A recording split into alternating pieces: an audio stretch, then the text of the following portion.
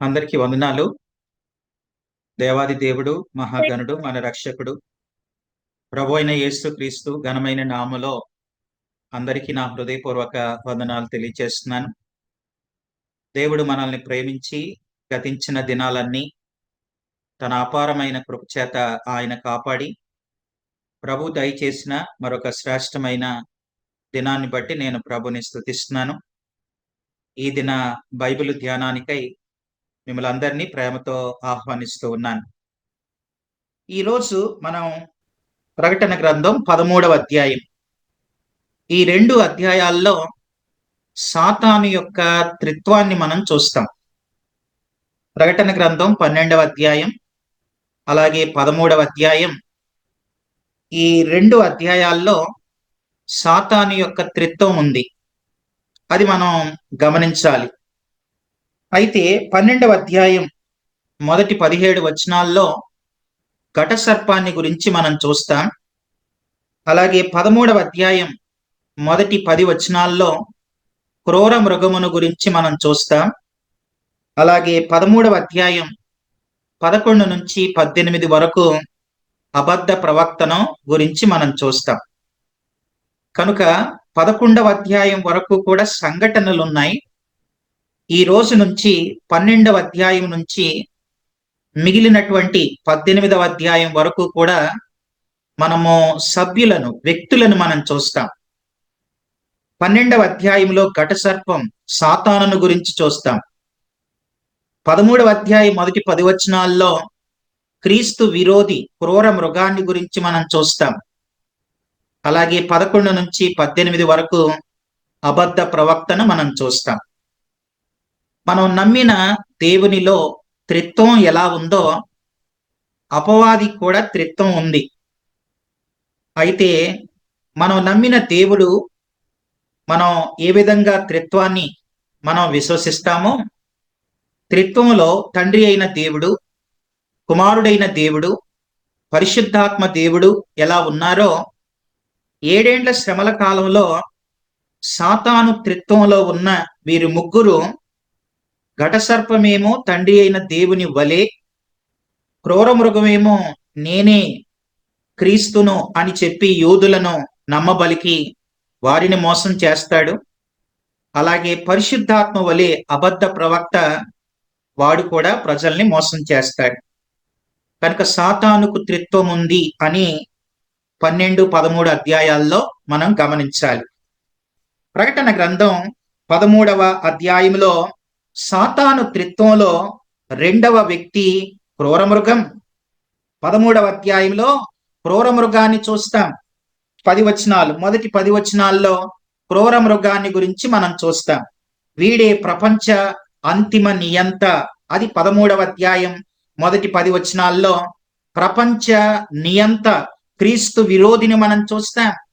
వీడే 6వ అధ్యాయంలో తెల్లని గుర్రం మీద, ఎర్రని గుర్రం మీద, నల్లని గుర్రం మీద, తర్వాత పాండుర వర్ణము కలిగిన గుర్రం మీద వచ్చి ఆ 7 ఏండ్ల శ్రమల కాలంలో ప్రజలందరినీ హింసించిన నియంత ఎవడు అనంటే ఈ క్రీస్తు విరోధి. వీడే అంతిమ నియంత. అయితే వినండి, ఈ 7 ఏండ్ల శ్రమల కాలంలో లిటరల్ గా కనబడే వ్యక్తి ఎవరు అనంటే ఈ క్రీస్తు విరోధే, క్రూర మృగమే. వీడే కనబడతాడు.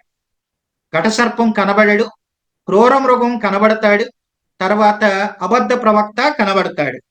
ఇది తండ్రి, కుమార, పరిశుద్ధాత్ముల్లాగా వీని పాలన ఆ 7 సంవత్సరాల్లో ఉంటది. ఎందుకనంటే ఆ 7 సంవత్సరాలు కేవలం యూదుల ప్రక్షాళన కొరకు, రెండవది ప్రపంచ పాపుల దండన కొరకు. కనుక యూదుల్ని నమ్మబలకాలంటే మీరు ఎదురు చూస్తున్న మెస్సయాని నేనే అని యాంటీ క్రైస్ట్, క్రీస్తు విరోధిగా వాడొస్తాడు. అయితే వీడి విరోధ పాలన ఎలా ఉంటదంటే, వీని పాలనలో ప్రపంచమంతా ఒకటే మతం, ప్రపంచమంతా ఒకే కరెన్సీ, ప్రపంచమంతా ఒకే నాయకుడు, ప్రపంచమంతా ఒకే దేవుడు. ఆ 7 సంవత్సరాల్లో అన్నీ ఒకటైపోతాయి. 1 నేషన్, 1 కంట్రీ. మొత్తం ప్రపంచమంతా కూడా ఒకటే. ప్రపంచమంతా ఒకే మతం ఉంటది. తర్వాత ప్రపంచమంతా ఒకే కరెన్సీ, ప్రపంచమంతా ఒకే నాయకుడు. ఇతని నాయకత్వం కిందకే ప్రపంచ దేశాలన్నీ వచ్చేస్తాయి. ప్రపంచం అంతా ఒకే దేవుడు వాడే క్రీస్తు విరోధిగా ఆ 7 సంవత్సరాల కాలంలో వీడు పరిపాలిస్తాడు. అయితే వినండి, ఇతని పాలన అంతా ఒకటైపోద్ది. అది ఎలాగో మనం లోపలికి వెళ్ళి మనం చూద్దాం. రండి, మొదటి 10 వచనాల్లో ఈ క్రూర మృగం వీడికి కొన్ని పేర్లున్నాయి. దానియేలు గ్రంథం 7వ అధ్యాయం 24వ వచనంలో చిన్న కొమ్మని, మత్తయి సువార్త 24:24లో అబద్ధ క్రీస్తని, యోహాను రాసిన మొదటి పత్రిక 2:18లో క్రీస్తు విరోధి అని, అలాగే తెస్సలోనికలకు రాసిన 2వ పత్రిక 2వ అధ్యాయం 3వ వచనంలో నాశన పుత్రుడు అని ఇతనికి చాలా పేర్లున్నాయి. అది మనం గుర్తించాలి. తర్వాత ఈ 13వ అధ్యాయం మొదటి వచనంలో నేను చదువుతున్నాను చూడండి. మరియు 10 కొమ్ములు 7 తలలు గల ఒక క్రూర మృగం సముద్రములో నుండి పైకి వచ్చుట చూచితిని అని మనం చూస్తాం. ఇక్కడ క్రూర మృగం అని వీడికి పేరుంది. అయితే వీడు ఎక్కడి నుండి వస్తాడు అని అంటే సముద్రములో నుండి అని రాయబడింది. సముద్రం అంటే యెషయా గ్రంథం 57వ అధ్యాయం 20-21 వచనాల్లో భక్తిహీనులు కదులుచున్న సముద్రం వంటి వారు అని యెషయా గ్రంథం 57వ అధ్యాయం 20-21 వచనాల్లో మనం చూస్తాం. అంటే ఈ క్రూర మృగం గాడు ఎందులో నుంచి వస్తాడనంటే భక్తిహీనుల్లో నుండి వస్తాడు. అంటే పూర్తిగా దేవుణ్ణి ఎరగని ఒక అన్య జనాంగంలో నుంచి వస్తాడు. యేసు ప్రభు అంటే అస్సలు ఇష్టం లేని ఒక అన్య జనాంగంలో నుంచి ఈ క్రూర మృగం వస్తాడు. ఈ క్రూర మృగం వాడు సగం దయ్యం సగం మనిషి. 7 సంవత్సరాల్లో లిటరల్ గా కనబడతాడు వీడు. ఘట సర్పం కనబడడు, క్రూర మృగం కనబడతాడు. అలాగే మరొక క్రూర మృగం అబద్ధ ప్రవక్త కూడా కనబడతాడు. అయితే చూడండి, యెషయా గ్రంథం మనము 57:20-21 వచనాల్లో వీడు భక్తిహీనుల్లో నుండి వస్తాడను. తర్వాత ఈ క్రూర మృగం యొక్క ఆకారం ఎలా ఉంటది అనంటే మొదటి వచనంలో వీడికి 10 కొమ్ములు ఉన్నాయి. 10 కొమ్ములు. కొమ్ము అంటే బలం కనుక వీడు చాలా బలంగా వాడి పరిపాలన చేస్తాడు. తర్వాత 7 తలలు ఉన్నాయి. ఘట సర్పానికేమో 10 తలలు, 7 తలలు. వీడికి కూడా 7 తలలు ఉన్నాయి. తల అంటే ఇందాకే చెప్పాను జ్ఞానం అని. కనుక వీడు చాలా తెలివైన వాడు, చాలా షార్ప్ గా, చాలా తెలివిగా, జ్ఞానవంతుడిగా వీడు చాలా తెలివితో, యుక్తితో, కుయుక్తితో వీడు పరిపాలన చేస్తాడు. తర్వాత 10 కిరీటాలు ఉన్నాయి. వీని తల మీద 10 కిరీటాలు. కిరీటం అంటే అధికారం. ఇతనికి ఎవరు అధికారాన్ని ఇస్తారు అనంటే ఘట సర్పం వీడికి అధికారం ఇస్తుంది. తర్వాత తలల మీద దేవదూషణకరమైన పేళ్లున్నాయి అని మనం ఈ మొదటి వచనంలో మనం చూస్తాం. అంటే వీడెప్పుడు కూడా నిజమైన దేవుణ్ణి దూషిస్తాడు. ఈ రోజు కూడా అంతే, వీని అనుచరులు కూడా అంతే. యేసు ప్రభు అంటే ఇష్టం ఉండదు. తర్వాత యేసు ప్రభు మీద ఎన్నో దూషణకరమైన మాటలు మాట్లాడి ఒక దూషణకరమైన పేళ్లు ఈయన తల మీద ఉన్నాయి అని మనం చూస్తాం. తర్వాత చూడండి, మనం వీడు అహంకారి, ఆ మాటల్లోనే అర్థం అవుతుంది వీడొక అహంకారి అని. అంత మాత్రమే కాకుండా మనము 2వ వచనాన్ని మనం చూస్తే ఈ క్రూరమృగ ఆకారం ఇంకా ఎలా ఉంటది. 2వ వచనాన్ని చదువుతున్నాను. నేను చూసిన ఆ మృగము చిరతపులిని పోలి ఉండును అని ఉంది. చిరతపులి అంటే చిరతపులి వేగానికి సూచన. అంటే వీడు 3.5 సంవత్సరాలు చాలా వేగంగా ప్రపంచం అంతా, అటు యూదుల్ని తర్వాత ప్రపంచ దేశాలన్నీ ఏకం చేయడానికి, తర్వాత అన్ని రంగాలలో కూడా ఒక చిరతపులిలాగా వేగంగా పనిచేస్తాడు వీడు. చిరతపులిని పోలి ఉండును. తర్వాత చూడండి ఇంకా ఏముంది. వాని పాదములు ఎలుగుబంటి పాదాలు. ఎలుగుబంటి ఎలా నడిచిద్ది? వీడు నడుస్తూ ఉంటే ఓ ఎలుగుబంటిలా ఉంటాడు.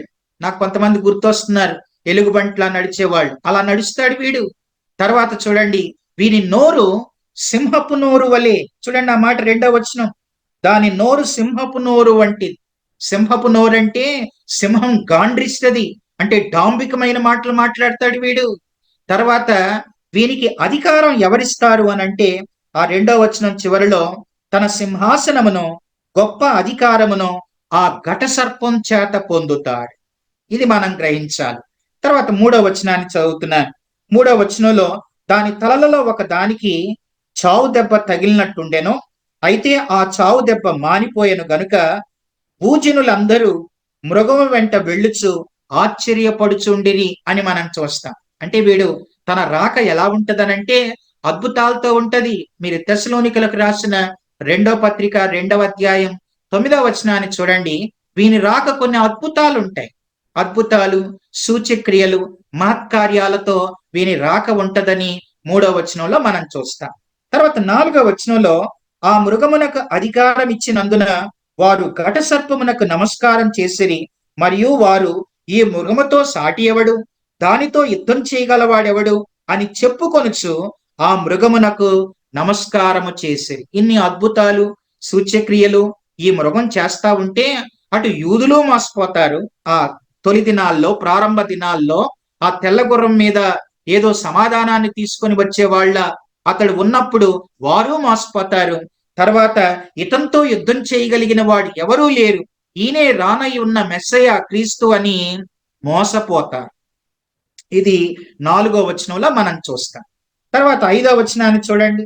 దంబపు మాటలను దేవదూషణలను పలుకు ఒక నోరు దానికి ఇయ్యబడెను, మరియు 42 నెలలు తన కార్యము జరుపున అధికారం దానికి ఏర్పాటాయను. అంటే 42 నెలలు అంటే 3.5 సంవత్సరాలు మాత్రమే.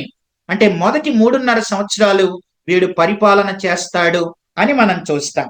తర్వాత 6వ వచనం, గనుక దేవుని దూషించుటకును ఆయన నామమును ఆయన గుడారమును పరలోక నివాసులను దూషించుటకును అది తన నోరు తెరచెను. అంటే 6వ వచనంలో దేవదూషణ చేస్తాడు. తర్వాత 7వ వచనం, మరియు పరిశుద్ధులతో యుద్ధము చేయను, వారిని జయింపను, దానికి అధికారం ఇయ్యబడెను.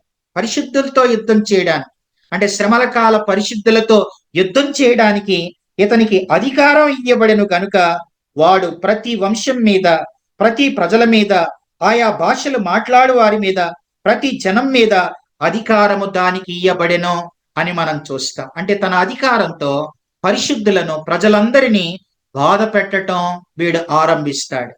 తర్వాత 8వ వచనంలో భూనివాసులందరూ అనగా జగదుత్పత్తి మొదలుకొని వధింపబడి ఉన్న గొర్రెపిల్ల యొక్క జీవగ్రంథమందు ఎవరి పేరు రాయబడలేదో వారు ఆ మృగమునకు నమస్కారము చేయదు.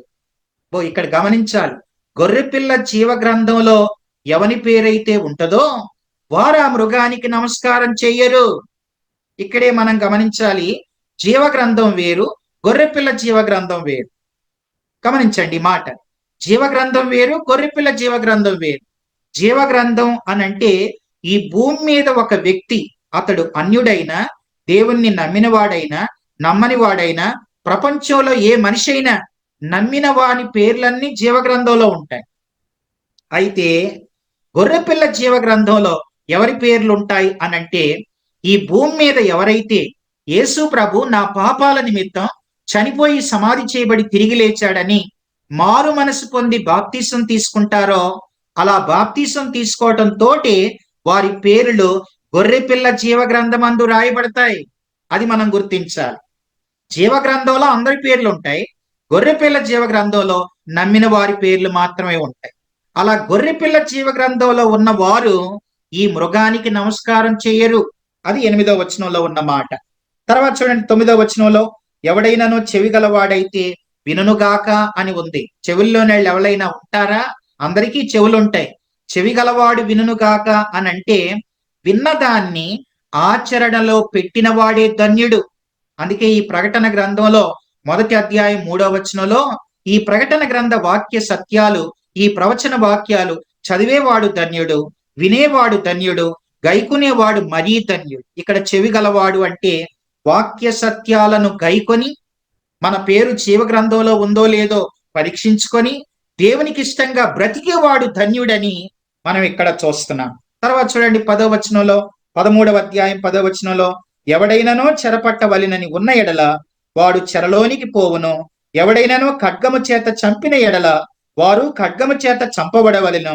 ఈ విషయములో పరిశుద్ధుల ఓర్పు విశ్వాసమును కనబడును అని మనం చూస్తాం. కనుక పరిశుద్ధుల ఓర్పు విశ్వాసం ఈ దినాల్లో కనిపిస్తుంది అని 13వ అధ్యాయం మొదటి 10 వచనాల్లో క్రూర మృగము యొక్క పాలన మనం చూస్తాం. తర్వాత చూడండి చివరిగా 13వ అధ్యాయం చివరి భాగంలో అంటే 11వ వచనం నుండి తర్వాత 18వ వచనంలో మనం అబద్ధ ప్రవక్తను గురించి మనం చూస్తాం. 11వ వచనం నుండి 18వ వచనం వరకు అబద్ధ ప్రవక్త. అయితే 11 నుంచి 18 వరకు 2 భాగాలు. 11 నుంచి 15వ వచనం వరకు అబద్ధ ప్రవక్తను గురించి మనం చూస్తాం. తర్వాత 16వ వచనం నుండి 18వ వచనం వరకు కూడా క్రూర మృగము యొక్క ముద్ర, అదే 666 ముద్ర మనం 13వ అధ్యాయంలోనే మనం చూస్తాం. సరే రండి మనం లోపలికి వెళ్ళి మనం ఆలోచించేద్దాం. ఈ 13వ అధ్యాయంలో క్రూర మృగం అంటే క్రీస్తు విరోధిని గురించి చూస్తాం. తర్వాత అబద్ధ ప్రవక్తను గురించి కూడా చూస్తాం. సరే ఈ అబద్ధ ప్రవక్త ఎవరు అని అంటే రండి 13వ అధ్యాయం 11వ వచనంలో అక్కడ ఇలా ఉంది. ప్రకటన గ్రంథం 13వ అధ్యాయం 11వ వచనం. మరియు భూమిలో నుండి మరి ఒక క్రూర మృగం పైకి వచ్చుట చూచితిని. 13:1 క్రూర మృగమే, 13:11 మరి ఒక క్రూర మృగం. ఆ మొదటి వచనంలో కనబడే క్రూర మృగం యాంటీ క్రైస్ట్, క్రీస్తు విరోధి. ఈ 13:11 కనబడే మరొక క్రూర మృగం అబద్ధ ప్రవక్త. త్రిత్వంలో ముగ్గురు ఉంటారు. మీకు అర్థం కావడానికి ప్రకటన గ్రంథం 20వ అధ్యాయం ఒక్కసారి చూడండి అందరూ కూడా. ప్రకటన గ్రంథం 20వ అధ్యాయం 10వ వచనాన్ని మనం చూస్తే అక్కడ ఇలా ఉంది. ప్రకటన 20:10 మనం చూస్తే వారిని మోసపరిచిన అపవాది అగ్ని గంధకములు గల గుండములో పడవేయబడెను. అపవాది. తర్వాత చూడండి, అచ్చట ఆ క్రూర మృగమును అబద్ధ ప్రవక్తయు ఉన్నారు అని ఉంది. అంటే ముగ్గురు ఉన్నారు. కనుక వారి ముగ్గురి యొక్క పాలన మనం ఎక్కడ చూస్తాం అనంటే ఈ వ్యక్తుల గురించి 12వ అధ్యాయం 13వ అధ్యాయంలో మనము అపవాదిని, సాతానుని గురించి, తర్వాత క్రూర మృగాన్ని గురించి, అబద్ధ ప్రవక్త 11వ వచనంలో మనం చూస్తాం. అయితే వీడు ఎలా కనపడతాడు చూడండి. 13వ అధ్యాయం 11వ వచనంలో వీడు ఎలా కనబడతాడంటే గొర్రె పిల్ల వలె కనబడతాడు. వీడు గొర్రె పిల్ల ఏం కాదు, నిజమైన గొర్రె పిల్ల మన ప్రభు అయిన యేసుక్రీస్తు. ఈ అబద్ధ ప్రవక్త కూడా వాడు కూడా వేషమే, వేషం, మోసం అంతా కూడా వేసుకొని ప్రజల్ని మోసం చేస్తాడు. గొర్రె పిల్ల వలె కనబడతాడు. తర్వాత చూడండి, వీడికి 2 కొమ్ములు ఉంటాయి. 2 కొమ్ములు, కొమ్ము అధికారం కనుక కొద్ది అధికారంతో వీడు పనిచేస్తాడు. తర్వాత వీడు అబద్ధపు మాటలు. చూడండి 11 చదువుతున్నాను. మరియు భూమిలో నుండి మరి ఒక క్రూర మృగం పైకి వచ్చుట చూచితిని అని ఉంది. భూమి అంటే ఇక్కడ ల్యాండ్ అని రాయబడింది. ల్యాండ్ అంటే అది ల్యాండ్ అంటే హోలీ ల్యాండ్. యెరూషలేములో నుండి వస్తాడు వీడు. ఎందుకంటే వీడికి మతపరమైనది ఉండాలి. అబద్ధ ప్రవక్త అంటే మతాన్ని గురించి ఉండాలి. దీని గురించి బైబిల్ పండితులు ఆ మతపరమైన విధానంలో వస్తాడు అనటానికి కొందరు కొన్ని అభిప్రాయాలు చెప్పారు.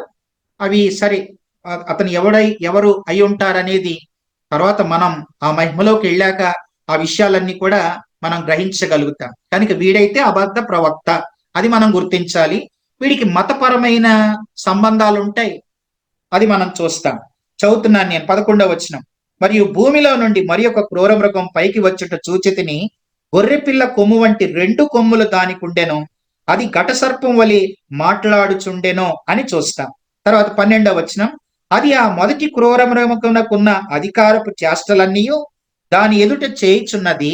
మరియు చావు దెబ్బ తలిగి బాగుపడి ఉన్న ఆ మొదటి మృగమును నాకు భూమియు దానిలో నివసించుచున్నవారును ఆకాశము నుండి భూమికి మనుషుల ఎదుట అగ్ని దిగి వచ్చినట్టుగా గొప్ప సూచనలు చేయుచున్నది. అంటే 12వ వచనం ప్రకారం ఈ అబద్ధ ప్రవక్త కూడా కొన్ని అద్భుతాలు చేస్తాడు. ఏలియా వలె ఆకాశం నుంచి అగ్ని కురిపించడం, కొన్ని అద్భుతాలు ఇతని ద్వారా కూడా జరుగుతాయి. చూడండి 13వ వచనం. అది ఆకాశం నుంచి భూమికి మనుషుల ఎదుట అగ్ని దిగి వచ్చినట్లుగా గొప్ప సూచనలు చేయుచున్నది. ఎందుకంటే మనుషులు నమ్మాలంటే ఏవో ఒక అద్భుతాలు ఉండాలి. ఈ రోజు కూడా అంతే. స్వస్థతలు, అద్భుతాలు చేసేవారి చర్చిలకి చాలా మంది వెళ్ళిపోతారు. అంతేగాని వాక్య సంఘాలలో జనాలు చాలా తక్కువ మంది ఉంటారు. కనుక మనుషులకి ఏం కావాలంటే అద్భుతాలు కావాలి, మనుషులకి ఏం కావాలంటే సూచక్రియలు కావాలి, మనుషులకి ఏం కావాలంటే స్వస్థతలు కావాలి, ఇయే కావాలి. కనుక వీడు కూడా అబద్ధ ప్రవక్త కూడా ఇలాగే ఆకాశం నుంచి అగ్ని దిగి వచ్చినట్లుగా కొన్ని సూచనలు చేస్తాడు. నమ్ముతారు వాళ్ళు కొందరు. నమ్మి ఆ తర్వాత ఏం చేస్తాడు చూడండి 14వ వచనంలో, కత్తి దెబ్బ తినిన బ్రతికిన ఈ క్రూర మృగానికి ప్రతిమను చేయవలెనని అది భూనివాసులతో చెప్పుచు ఆ మృగము ఎదుట చేయుటకు దానికి ఇయ్యబడిన సూచన వలన భూనివాసులను మోసపుచ్చుచున్నది అని మనం చూస్తాం. అంటే ఆ 7 ఏండ్ల శ్రమల కాలంలో వినండి, క్రూర మృగము యొక్క ప్రతిమను చేస్తాడు వీడు. ఒక పెద్ద విగ్రహాన్ని తయారు చేసి ఆ విగ్రహాన్ని పూజించాలని వీడు ప్రజలందరినీ ప్రేరేపిస్తాడు. ఎంత భయంకరమైన విషయం చూడండి. అబద్ధ ప్రవక్త చేసే పనేంటనంటే క్రూర మృగము యొక్క ప్రతిమ చేస్తాడు. ఇది నెబుకద్నెజరు దినాల్లో ఒక పెద్ద విగ్రహం ఎలా ఉందో అలాంటి ఒక పెద్ద విగ్రహాన్ని వీడు తయారు చేసి దాన్ని పూజించాలని ప్రజల్ని ప్రేరేపిస్తాడు. ఇది 14వ వచనం. తర్వాత చూడండి 15వ వచనం. మరియు ఆ మృగము యొక్క ప్రతిమ మాటలాడుటకును ఆ మృగము యొక్క ప్రతిమకు నమస్కారము చేయని వారిని హతము చేయునట్లును ఆ మృగము యొక్క ప్రతిమకు ప్రాణమిచ్చుటకై దానికి అధికారం ఇయ్యబడింది. 15వ వచనంలో వీడు చేసిన ఆ క్రూరమృగము యొక్క ప్రతిమ కదిలిద్ది, మాట్లాడుద్ది. ఆ విగ్రహం మాట్లాడేటట్లుగా ఆ ప్రతిమ మాట్లాడునట్లు ఆ మృగము యొక్క ప్రతిమకు నమస్కారం చేయి వారిని హతం చేయనట్లు ఆ మృగము యొక్క ప్రతిమకు ప్రాణమిచ్చుటకై ఇతనికి అధికారం ఇవ్వబడద్ది. ఈ అబద్ధ ప్రవక్త అంతా కూడా క్రూర మృగాన్ని పూజించాలి అని వాడు ప్రేరేపిస్తాడు. ఇది 15వ వచనం వరకు ఉన్న విషయం. తర్వాత చివరిలో 13వ అధ్యాయం 16 నుంచి 18 వరకు మనం ఏం చూస్తాం అనంటే వినండి. మనము ప్రకటన గ్రంథం 13వ అధ్యాయం 16 నుంచి 17 వరకు నేను చదువుతున్నాను. ఇదే 666 ముద్ర. 16వ వచనాన్ని చూడండి. కాగా కొద్దివారు గాని గొప్పవారు గాని ధనికులు గాని దరిద్రులు గాని స్వతంత్రులు గాని దాసులు గాని అందరును తమ కుడి చేతి మీదనైనను తమ నొసటి అందైనను ముద్ర వేయించుకొనున్నట్లును ఆ ముద్ర అనగా ఆ మృగం పేరైనను దాని పేరిటి సంఖ్య అయినను గలవాడు తప్ప క్రయ విక్రయములు అంటే క్రయ విక్రయాలు కొనటం అమ్మటం క్రయ విక్రయాలు చేయుటకు మరి ఎవనికిని అధికారం లేకుండానట్లు అది వారిని బలవంతము చేయుచుంది. ఆ 7 ఏండ్ల శ్రమల కాలంలో 666 ముద్రను మనం చూస్తాం. 666 ముద్ర ఎక్కడ వేయబడద్ది అనంటే 17వ వచనంలో ఉంది. కుడి చేతి మీదైనా తమ నొసటి అందైనా ముద్ర వేయించుకొనున్నట్లు తమ నొసటి అందైనను ముద్ర వేయించుకొనున్నట్లు ఆ ముద్ర అనగా ఆ మృగం పేరైనా తర్వాత సంఖ్య అయినా గలవాడు క్రయ విక్రయాలు చేయుటకు అధికారం ఇవ్వబడింది. ఒకవేళ 666 ముద్ర ఆనాటి దినాల్లో వేయించుకొనని వారికి క్రయ విక్రయాలు జరగవు. సరే, ఇంతకీ ఈ 666 ముద్ర ఏంటి? చాలా మంది క్రైస్తవులకి 666 ముద్ర ఏంటో తెలుసుకోవాలనే ఆశ చాలా బాగా ఎక్కువగా ఉంటది. సరే, ఈ ముద్ర అనే మాట ఈ ప్రకటన గ్రంథంలో 8 సార్లు మనం చూస్తాం. ముద్ర అనేది 8 సార్లు చూస్తాం. అయితే ఈ 666 ముద్ర ఎవరి ముద్ర అంటే ఇది మృగము యొక్క నామం. గుర్తించండి, 666 ముద్ర ఇది మృగము యొక్క నామము, అది మనం గ్రహించాలి. తర్వాత ఈ ముద్ర మృగము యొక్క సంఖ్య అని మనం చూస్తాం. తర్వాత 18వ వచనంలో బుద్ధి గలవాడు మృగము యొక్క సంఖ్యను లెక్కింపనిమ్ము, అది ఒక మనుష్యుని సంఖ్యయే, ఆ సంఖ్య 666, ఇందులో జ్ఞానము కలదు అని ఉంది. అయితే వినండి, ఇది ఒక మృగము యొక్క సంఖ్య. ముద్ర వేయించుకొనిన వారు క్రూర మృగము యొక్క సొత్తు, అది గుర్తించాలి. ఎవరైతే ఈ 666 ముద్ర వేయించుకుంటారో వారికే క్రయ విక్రయాలు జరుగుతాయి. ఈనాడు చూడండి, ఆధార్ కార్డు మనం ఎక్కడికి వెళ్ళినా బ్యాంక్ అకౌంట్ ఓపెన్ చేయాలన్నా, తర్వాత ఈ రోజున ఆడవాళ్ళు బస్ ఎక్కి ఏం చూపిస్తున్నారు అని అంటే ఆధార్ కార్డు చూపిస్తున్నారు. కనుక అన్నిటికీ ఆధారం అయిపోయింది. ఆధార్ కార్డు అనేది ప్రతిదానికి ఆధారం అయిపోయింది. భారతదేశంలో ప్రతిదానికి ఆధారు సంఖ్య అది చాలా ప్రాముఖ్యమైంది. అలాగే వీడు కూడా ఇవన్నీ కూడా దేనికి వెళ్తున్నాయంటే క్రూర మృగ పాలన కిందకి వెళ్ళిపోతున్నాయి. ఆనాటి దినాల్లో ఇలా చూపించే కార్డులు ఏమి ఉండవు. చేతి మీద చేతి మీద నొసటి మీద 666 అదొక చిన్న చిప్ లాగా అది ఉంటది. తర్వాత రేషన్ షాప్ కి వెళితే ఇక మనం చూపియక్కర్లే, స్కాన్ చేస్తారు వాళ్ళంతే. 666 ముద్రల స్కాన్ చేస్తే బయోడేటా డీటెయిల్స్ అన్ని కూడా వచ్చేస్తాయి. ఎవరైతే ఆ ముద్ర వేయించుకోరో వాళ్ళకి ఏమి వాళ్ళకి క్రయ విక్రయాలు ఉండవు. తర్వాత ఆ ముద్ర వేయించుకున్న వాళ్ళే వారు క్రూర మృగము యొక్క సొత్తు. అసలు ముద్ర అంటే సొత్తు. ఇప్పుడు ఈ రోజున ఏదైనా గవర్నమెంట్ వాళ్ళు ఒక ముద్ర వేశారనుకోండి, సీల్ వేశారనుకోండి, అదేంటి అర్థం? గవర్నమెంట్ సీల్ ఉంటే అది గవర్నమెంట్ ప్రాపర్టీ అని అర్థం. అలాగే 666 ముద్ర వేయించుకుంటే వీడు క్రూర మృగము యొక్క సొత్తు అని అర్థం.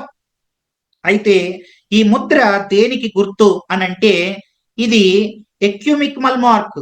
ఇది ఎక్యూమికల్ మార్క్ అంటే ఎక్యూమికల్ అంటే సమానత్వపు గుర్తు. ఎందుకంటే ఆనాటి దినాల్లో చూడండి, ప్రకటన గ్రంథం మనం 13వ అధ్యాయంలో ఈ మాట మనం చూసాం.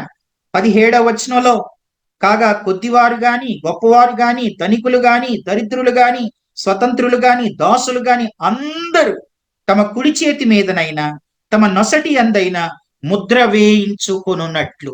ఇది ఎక్యూమికల్ మార్క్. అందరూ సమానమే. ధనవంతుడైనా కోటీశ్వరుడైనా తర్వాత బీదవాడైనా దరిద్రుడై ఎవరైనా సరే అందరికి ఇది సమాన గుర్తు, ఒకటే గుర్తుంటది. అది ఒక గుర్తు అందరికీ. ఇప్పుడు ఆధార్ కార్డు ఎలాగో అప్పుడు ఇది 666 ముద్రే ఉంటది. తర్వాత ఈ ముద్ర ఎకనామికల్ మార్క్, ఆర్థిక పరమైనటువంటి వాటికి ఈ ముద్ర లేకపోతే ఏది జరగదు. బ్యాంకులో ట్రాన్సాక్షన్స్ జరగాలంటే 666 ముద్ర ఉండాల్సిందే. కనుక ఇది ఎక్యూమికల్ మార్క్. తర్వాత ఇది ఎకనామికల్ మార్క్. ఇది తర్వాత ఈ ముద్ర ఎన్నెంబర్డ్ మార్క్ అంటే ఇది ఒక మనుష్యుని సంఖ్య. ఇది చూస్తా మనుష్యుని సంఖ్యయే అని మనం చూస్తాం. మనిషిని దేవుడు ఎన్నో రోజులు చేశాడంటే 6వ రోజున చేశాడు. కనుక మనిషి సంఖ్య ఇది. ఇది క్రూర మృగము యొక్క సంఖ్య. ఇది మనం గుర్తించాలి. తర్వాత ఇది ఎటర్నల్ మార్క్. ఇది నిత్యత్వాన్ని నిర్ణయించే గుర్తు. ఇది ఒక్కసారి ముద్ర వేయించుకుంటే అతడిక అపవాది సంబంధి. అయితే వినండి, బాగా గమనించండి. 666 ముద్ర వేయించుకుంటే వారు నరకానికి టికెట్ కొనుక్కున్నట్లే. మళ్ళీ చెప్తాను ఈ మాట. 666 ముద్ర వేయించుకున్నోళ్ళు ఆనాటి దినాల్లో నరకానికి టికెట్ కొనుక్కున్నట్లే. అది లేకపోతే ఆ దినాల్లో ఏమి ఉండవు. అయితే ఆ ముద్ర వేయించు కొనని వారు శాశ్వతం ప్రభుకి నిలుస్తారు. అయితే చూడండి వాళ్ళ పరిస్థితి ఎలా ఉంటది. 14వ అధ్యాయం 9 నుంచి చదువుతున్నాను నేను. ప్రకటన గ్రంథం 14వ అధ్యాయం 9లో, మరియు వేరొక దూత అనగా 3వ దూత వీరి వెంబడి వచ్చి గొప్ప స్వరముతో ఇలాగు చెప్పెను, ఆ క్రూర మృగమునకు గాని దాని ప్రతిమకు గాని ఎవడైనను నమస్కారం చేసి తమ నొసటి అందేమి చేతి మీదనేమి ఆ ముద్ర వేయించుకొనిన ఎడల ఏమియో కలపకుండా దేవుని ఉగ్రత పాత్రలో పోయబడిన దేవుని కోపమును మద్యమును వాడు త్రాగు. అంటే ముద్ర వేయించుకొనిన వాడు దేవుని ఉగ్రత పాత్రలో పాలు పాగస్తుడై ఉగ్రత పాలైపోతాడు. ముద్ర వేయించుకున్నవాడు దేవుని ఉగ్రతలో పాలిపాగస్తుడు అవుతాడని 10వ వచనంలో చూస్తాం. పరిశుద్ధ దూతల ఎదుటను గొర్రెపిల్ల ఎదుటను అగ్ని గంధకముల చేత వాడు బాధింపబడు. ఈ 666 ముద్ర వేయించుకొనిన వాడు అగ్ని గంధకాల చేత నరకంలో బాధించబడతాడు. తర్వాత 16వ అధ్యాయం 2వ వచనాన్ని కూడా చూడండి. అంతటా మొదటి దూత వెలుపలికి వచ్చి తన పాత్రను భూమి మీద కుమ్మరింపగా ఆ క్రూర మృగము యొక్క ముద్ర గల వారికి దాని ప్రతిమకు నమస్కారం చేయు వారికి బాధాకరమైన చెడ్ల పుండ్లు పుట్టెను. చెడ్డ పుండ్లు, భయంకరమైన పుళ్ళు. ఎవరైతే ఆ ముద్ర వేయించుకున్నారో వారి మీద దేవుని ఉగ్రత అది ఉంటదని మనం చూస్తాం. కనుక ఇది ఎక్యూమికల్ మార్క్, తర్వాత economical mark, unnumbered mark, eternal mark. ఇది ఒక్కసారి ఆనాటి దినాల్లో ఈ ముద్ర వేయించుకుంటే ఇక అంతే, వాళ్ళు అపవాది సంబంధి, క్రూర మృగం యొక్క సంబంధి. తర్వాత ఆ ముద్ర వేయించుకొనని వాళ్ళు ఉంటారు. వాళ్ళే యూదులు, వారి ద్వారా నమ్మినటువంటి వాళ్ళు ఆనాటి దినాల్లో ఉంటారు. వాళ్ళు ముద్ర వేయించుకోరు. వాళ్ళు ప్రభు కొరకు చావడానికైనా సిద్ధపడతారే తప్ప ఆ ముద్ర వేయించుకోరు, ఆ ప్రతిమకు మొక్కరు, అబద్ధ ప్రవక్త చేసిన ఆ ప్రతిమకు మొక్కరు. హననీయ, షడ్రక్, మేషక్, అబేద్నెగోలు, మా దేవుడు మమ్మల్ని ఈ అగ్నిగుండం నుంచి కాపాడగలడు, కాపాడకపోయినా సరే మేము ఆ ప్రతిమకు మొక్కమని దానియేలు ఆ దినాలలో, హనన్య, మిషాయేలు, అజర్య ఎలా వారు నిలబడ్డారో అలా నిలబడిన వారు దేవుని చేత పోషించబడతారు, దేవుని చేత కాపాడబడతారు, దేవుని చేత ఒక రోజున వాళ్ళు ప్రభు సన్నిధిలో సంతోషిస్తారు. కనుక ఈ విషయాలన్నీ కూడా జరుగుతున్నప్పుడు మనం బాగా గమనించి మన జీవితాలను మనం పరీక్షించుకోవాలి. 12వ అధ్యాయంలో ఘట సర్పాన్ని చూస్తాం. 13వ అధ్యాయంలో మనము క్రూర మృగం, అబద్ధ ప్రవక్తను, 666 ముద్రను మనం చూస్తాం. కాబట్టి మనం ఈ జీవిత కాలంలో దేవునికి తప్ప మరి దేనికి తల వంచవద్దు. తలదించుకునే పని ప్రాణం ఉన్నంత వరకు మనం చేయొద్దు. కనుక దేవునికి తప్ప మనం దేనికి తలంచొద్దు. తలదించుకునే పని ప్రాణం ఉన్నంత వరకు కూడా మనం చేయొద్దు. తల వంచండి, ప్రార్థన చేసుకుందాం. పరిశుద్ధుడా, ప్రేమగల తండ్రి, దయాళుడా, నమ్మదగిన దేవా, మీకు స్తోత్రాలు. ప్రకటన గ్రంథం 12వ అధ్యాయం, 13వ అధ్యాయం, ఈ 2 అధ్యాయాలలో సాతాను త్రిత్వాన్ని గురించి మాకు తెలియచేశారు.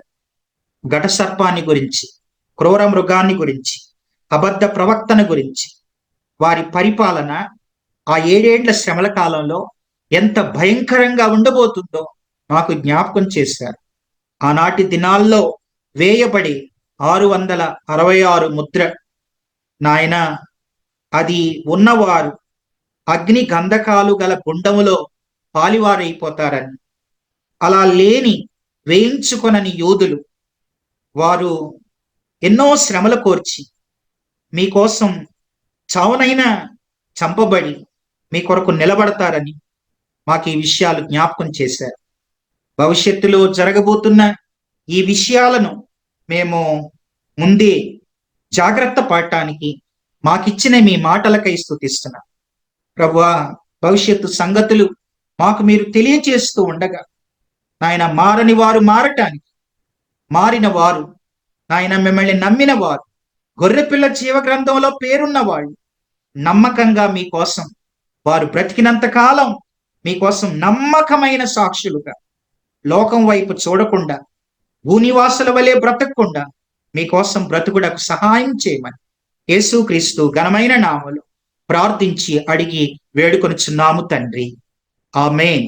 మన తండ్రి అయిన దేవుని ప్రేమ, కుమారుడైన యేసుక్రీస్తు కృప, పరిశుద్ధాత్మ దేవుని సహవాసం సదాకాలం తోడై ఉండునుగాక. Amen. Amen. Okay, thank you. అందరికి వందనాలు. Praise the lord. బ్రదర్ ఒక విషయం చెప్పండి. థ్యాంక్ యూ వెరీ మచ్ అన్న. Thank you brother. బ్రదర్ ఒక్క విషయం, థ్యాంక్ యూ బ్రదర్.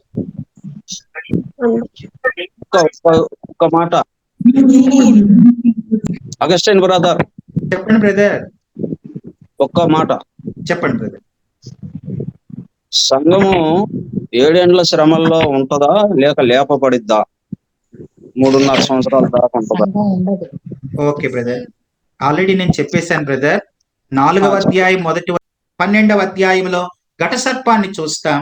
13వ అధ్యాయంలో మనము క్రూర మృగం, అబద్ధ ప్రవక్తను, 666 ముద్రను మనం చూస్తాం. కాబట్టి మనం ఈ జీవిత కాలంలో దేవునికి తప్ప మరి దేనికి తల వంచవద్దు. తలదించుకునే పని ప్రాణం ఉన్నంత వరకు మనం చేయొద్దు. కనుక దేవునికి తప్ప మనం దేనికి తలంచొద్దు. తలదించుకునే పని ప్రాణం ఉన్నంత వరకు కూడా మనం చేయొద్దు. తల వంచండి, ప్రార్థన చేసుకుందాం. పరిశుద్ధుడా, ప్రేమగల తండ్రి, దయాళుడా, నమ్మదైన దేవా, మీకు స్తోత్రాలు. ప్రకటన గ్రంథం 12వ అధ్యాయం, 13వ అధ్యాయం, ఈ 2 అధ్యాయాలలో సాతాను త్రిత్వాన్ని గురించి మాకు తెలియచేశారు.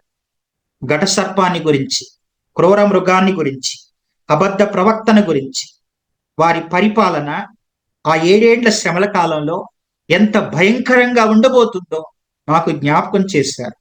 ఆనాటి దినాల్లో వేయబడి 666 ముద్ర, నాయన, అది ఉన్నవారు అగ్ని గంధకాలు గల గుండములో పాలివారైపోతారని, అలా లేని వేయించుకొనని యోధులు వారు ఎన్నో శ్రమలు కోర్చి మీకోసం చావునైనా చంపబడి మీ కొరకు నిలబడతారని మాకు ఈ విషయాలు జ్ఞాపకం చేశారు.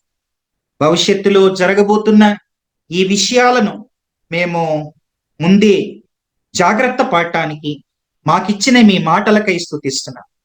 ప్రభువా, భవిష్యత్తు సంగతులు మాకు మీరు తెలియచేస్తూ ఉండగా నాయన, మారని వారు మారటానికి, మారిన వారు నాయన, మిమ్మల్ని నమ్మిన వారు, గొర్రెపిల్ల జీవ గ్రంథంలో పేరున్న వాళ్ళు నమ్మకంగా మీకోసం వారు బ్రతికినంత కాలం మీకోసం నమ్మకమైన సాక్షులుగా, లోకం వైపు చూడకుండా, భూనివాసుల వలె బ్రతకకుండా మీకోసం బ్రతుకుడకు సహాయం చేయమని యేసుక్రీస్తు ఘనమైన నామములో ప్రార్థించి అడిగి వేడుకొనుచున్నాము తండ్రి. ఆమేన్. మన తండ్రి అయిన దేవుని ప్రేమ, కుమారుడైన యేసుక్రీస్తు కృప, పరిశుద్ధాత్మ దేవుని సహవాసం సదాకాలం తోడై ఉండునుగాక. ఆమేన్.